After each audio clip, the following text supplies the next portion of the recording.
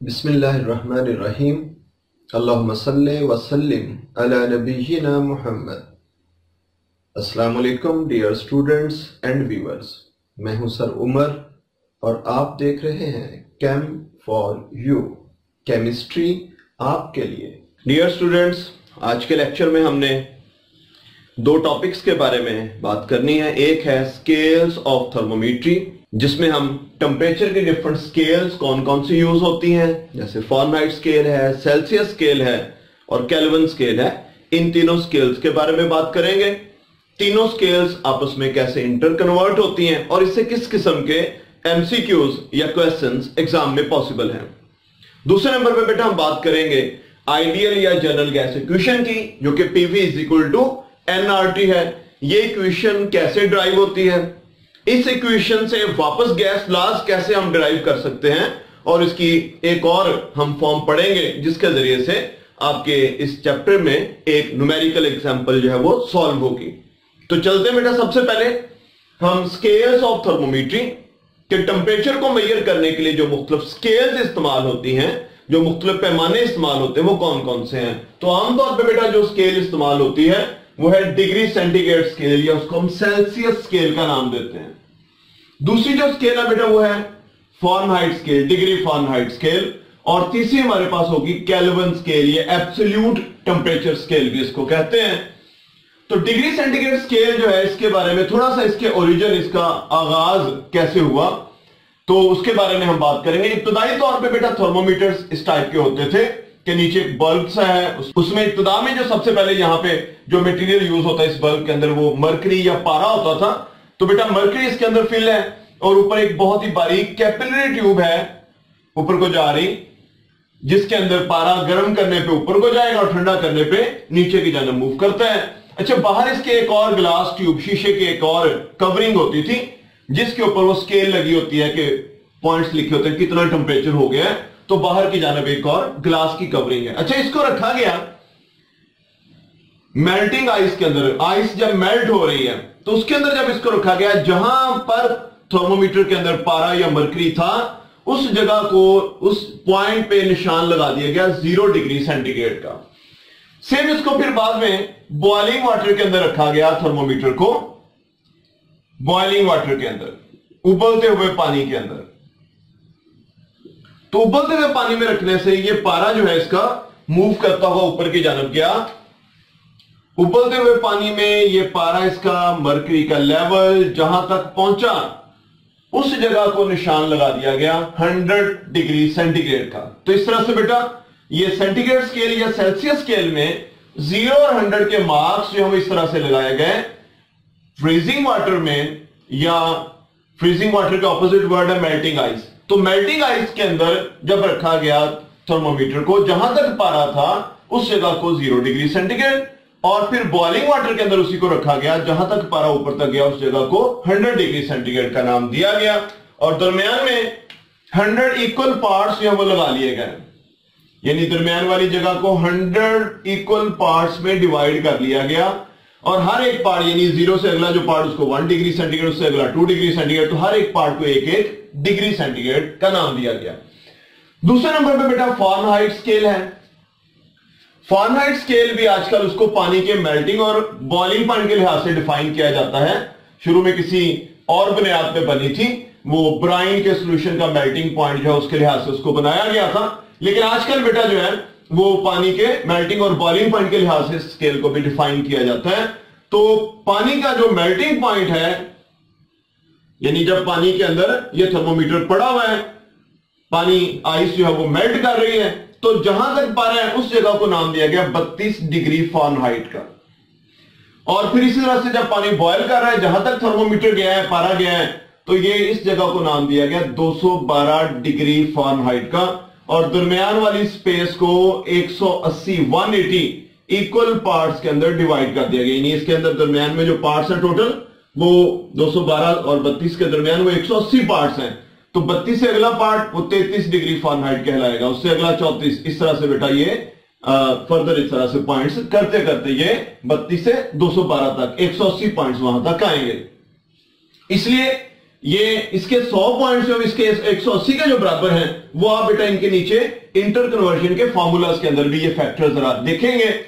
अच्छा, तीसरे नंबर पे हमारे पास जिसको हमने बहुत डिटेल से पिछले लेक्चर्स में पढ़ा है, derivation of absolute zero, derivation of absolute scale.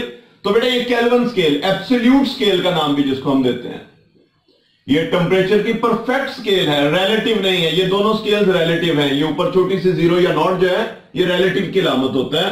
यानी रिलेटिव से मुराद, चले मैं यहां थोड़ा सा एक्सप्लेन कर दूं कि पानी जो जहां पे फ्रीज होता है उससे नीचे भी टेम्परेचर पॉसिबल होता है, -1 -2 इसी तरह से, जैसे ऊपर को पॉइंट्स उस तरह से नीचे को, तो -2 -3। तो इसमें माइनस में टेम्परेचर जो है यानी 0 डिग्री सेंटीग्रेड से ठंडा टेम्परेचर भी क्योंकि पॉसिबल है, तो वो 0 से जो चीज माइनस नीचे होगी वो माइनस में होगी। ऐसे बेटा जो 32 फ़ारेनहाइट है उससे ठंडा टेम्परेचर भी पॉसिबल है, तो करते करते 0 फ़ारेनहाइट भी आ जाता है, उसके बाद उससे भी ठंडा टेम्परेचर पॉसिबल है, -1 डिग्री फ़ारेनहाइट, ऐसे -2। तो इसमें भी नीचे इसकी जो 0 उससे भी नीचे टेम्परेचर पॉसिबल है। अच्छा, तो केल्विन स्केल है बेटा, पहले तो चले बात करते हैं इसमें पानी का जो मेल्टिंग पॉइंट है, आइस का मेल्टिंग पॉइंट वो 273 केल्विन है, और जो बॉइलिंग पॉइंट है वो 373 केल्विन है। दरमियान में उसी तरह से यहां पे भी 100 पॉइंट्स है, इसके दरमियान भी 100 पार्ट्स हैं, जैसे कि डिग्री सेंटीग्रेड स्केल। यानी इधर हम 0 से 1 पे मूव करते हैं, यहां 273 से 274 पे चले जाएंगे, इसका 1 और इसका 274 आपस में बराबर होंगे। अच्छा बेटा, इसमें जो 273 केल्विन है इससे नीचे जाएं 272 करते करते बेटा इस स्केल पे जो 0 जब आ जाता है 0 केल्विन, तो ये वो टेम्परेचर होता है जिससे नीचे, जिससे कम टेम्परेचर पॉसिबल नहीं है। कायनात में इससे ठंडा टेम्परेचर पॉसिबल ही नहीं है, ठीक है। अगर कभी हासिल हो सका तो ये इस टेम्परेचर पे मैक्सिमम इतना ठंडा हम पहुंच सकेंगे। इससे ऊपर टेम्परेचर पॉसिबल है, इससे नीचे टेम्परेचर जो है वो पॉसिबल ही नहीं, इससे ठंडा टेम्परेचर पॉसिबल नहीं। इसलिए इसकी 0 को एब्सोल्यूट 0 और इस स्केल को हम एब्सोल्यूट स्केल, टेम्परेचर के किस्म की परफेक्ट स्केल समझ लें, हम इसको नाम देते हैं। अब ये तीनों जो स्केल्स हैं इनके आपस के इंटर कन्वर्जन क्या है, ये फॉर्मूला तो हमने ऑलरेडी भी पढ़ा है कि kelvin is equal two degree centigrade plus 273।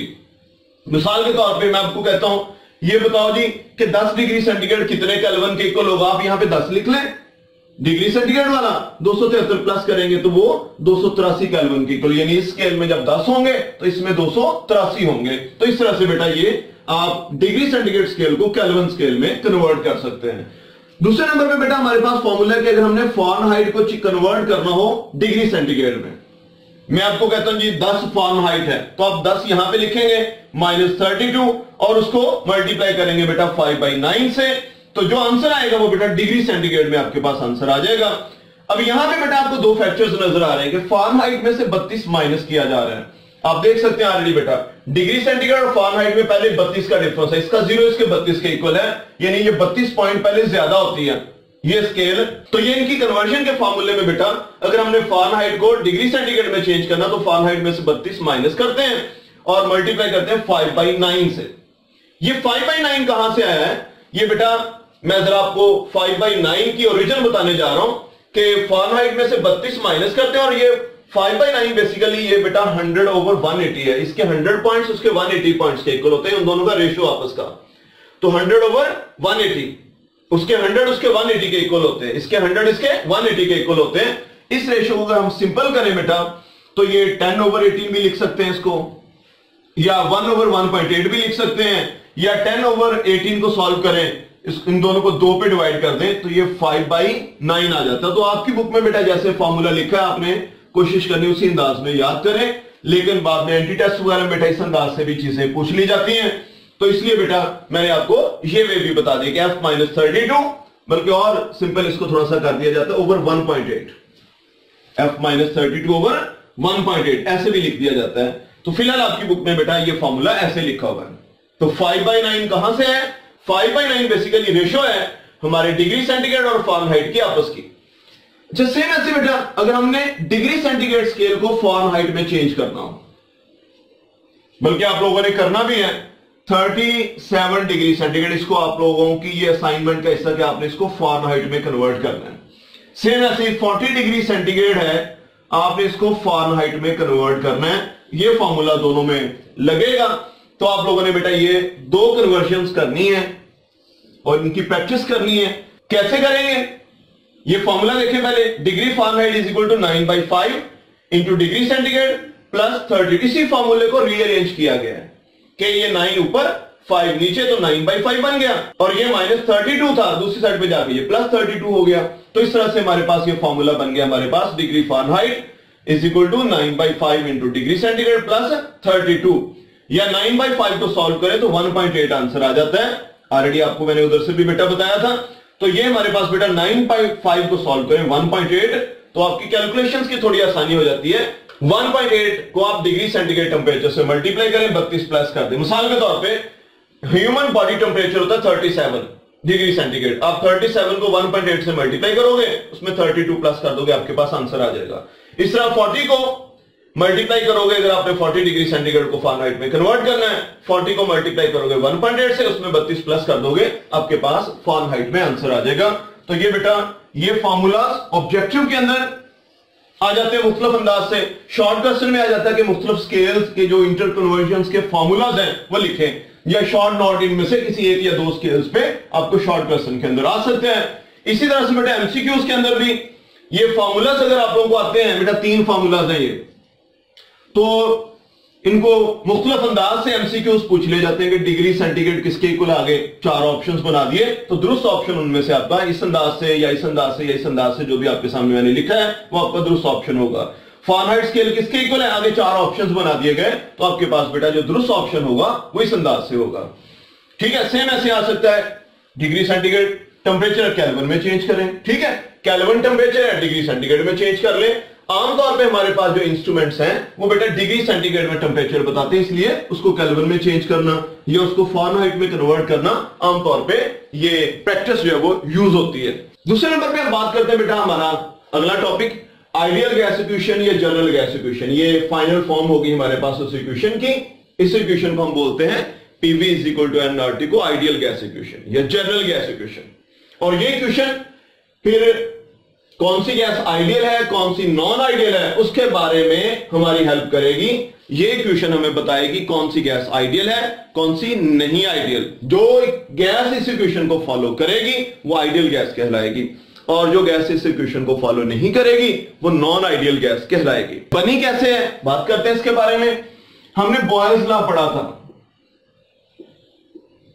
कि volume inversely proportional to pressure when number of moles and temperature are constant.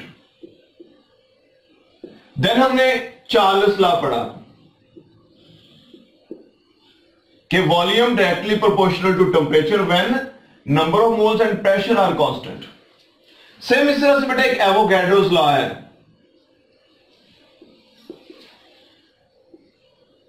कि वॉल्यूम डायरेक्टली प्रोपोर्शनल होता है नंबर ऑफ मोल्स के। जितने मोल्स ज्यादा होंगे वॉल्यूम ज्यादा होगा, यानी दूसरे लफ्जों में सादा लफ्जों में जितनी गैस की क्वांटिटी ज्यादा होगी, जैसे बैलून है अब ज्यादा गैस भरेंगे वॉल्यूम ज्यादा हो जाएगा। ठीक है, उसके अंदर थोड़ी गैस होगी वॉल्यूम थोड़ा होगा, तो वॉल्यूम डायरेक्टली प्रोपोर्शनल होता है नंबर ऑफ मोल्स के। अगर हम बाकी दो चीजों को ना छड़ेंगे टेम्परेचर और प्रेशर कांस्टेंट हो, यानी इनमें इन तीनों लॉज के अंदर ऐसे था कि कोई से 2 वेरिएबल से और बाकी कोई से 2 कांस्टेंट्स होते हैं। अगर इनमें से कोई भी कांस्टेंट ना हो, सारे के सारे वेरिएबल्स हो, कांस्टेंट कोई ना हो, वॉल्यूम भी वेरिएबल, प्रेशर भी, नंबर ऑफ मोल्स भी, टेम्परेचर भी, तो फिर बेटा इन तीनों लॉज को इकट्ठा करके एक इक्वेशन बना ली जाती है कि अगर इनमें से कोई भी कांस्टेंट ना हो, सारे वेरिएबल हो, वॉल्यूम भी वेरी कर रहा हो, प्रेशर भी, टेम्परेचर भी, नंबर ऑफ मोल्स भी, तो क्या इक्वेशन बनेगी, वॉल्यूम को उनके साथ क्या रिलेशनशिप होगा।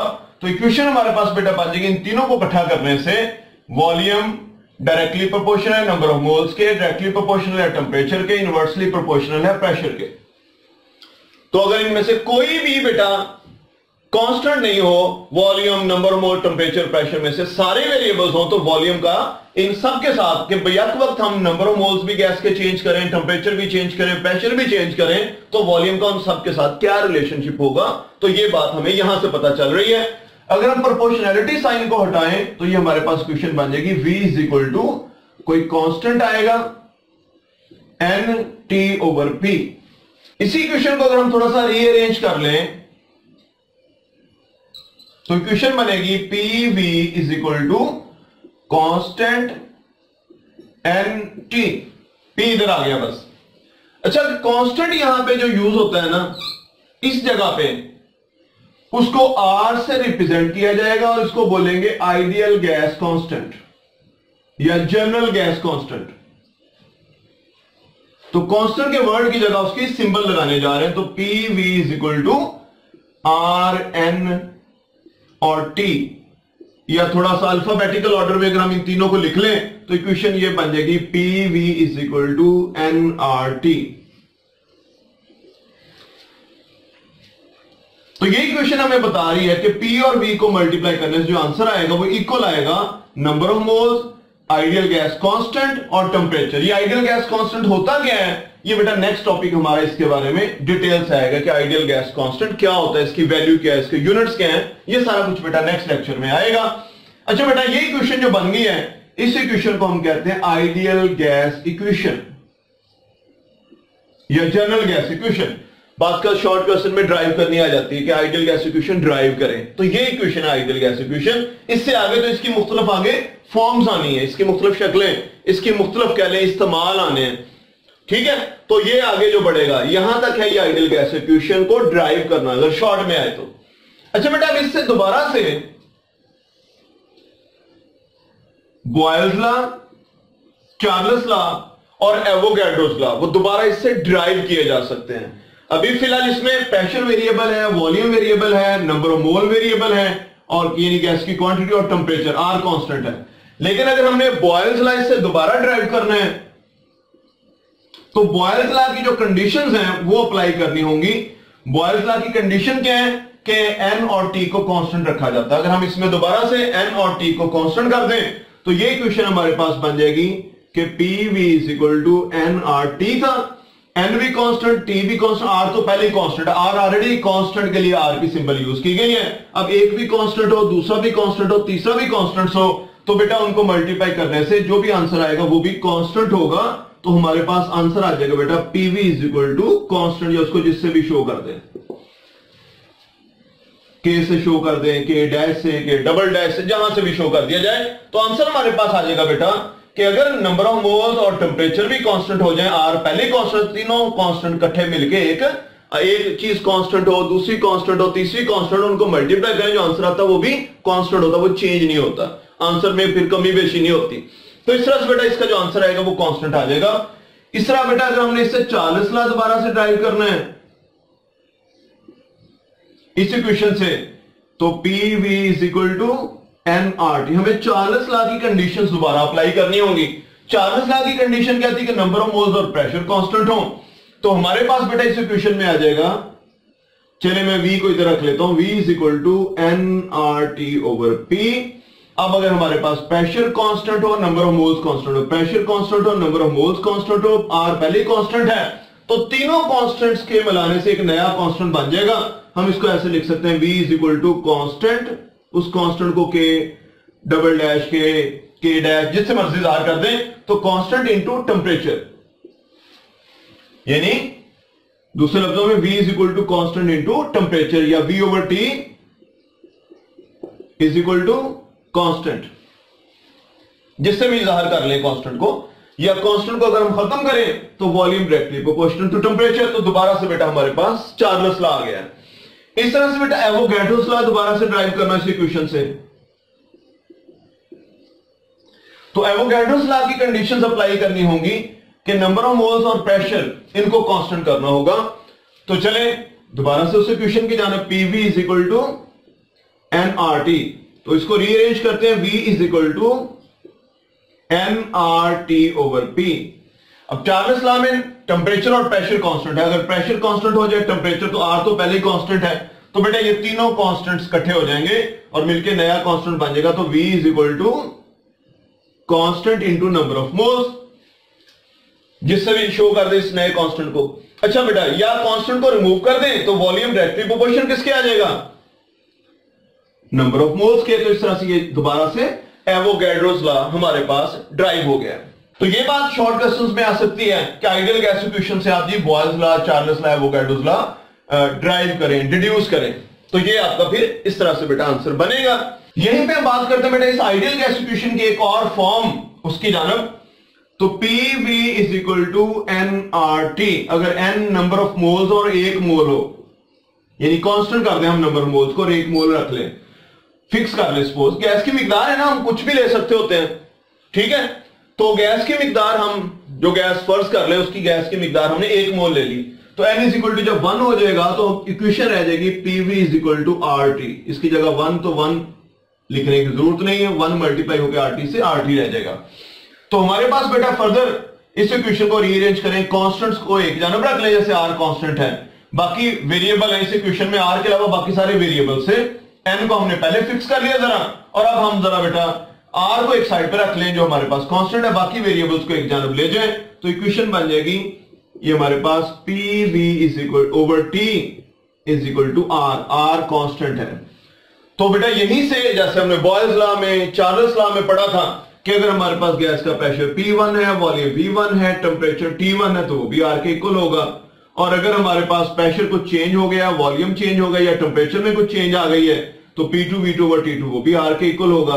अब बेटा P1 V1 ओवर T1 वो भी R के equal, P2 V2 over T2 वो भी R के इक्वल। इट मींस ये अगर R के इक्वल है, ये R के इक्वल, इट मींस ये दोनों आपस में इक्वल है। तो हमारे पास एक्सप्रेशन बन जाएगा P1 V1 over T1 is equal to P2 V2 over T2 बेटा।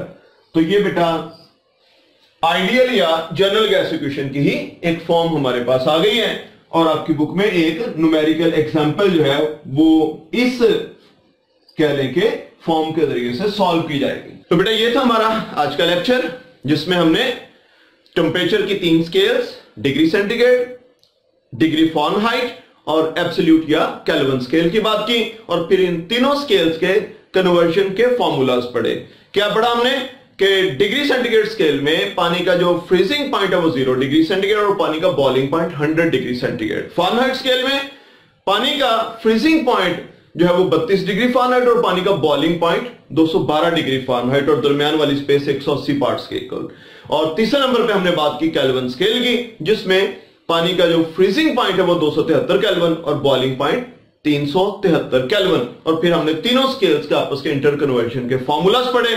देन हमने बात की बेटा आइडियल या जनरल गैस इक्वेशन की। तो बच्चों आज के लिए इतना ही, इंशाल्लाह मिलेंगे नेक्स्ट वीडियो में नेक्स्ट लेक्चर के साथ। तब तक के लिए अल्लाह हाफिज।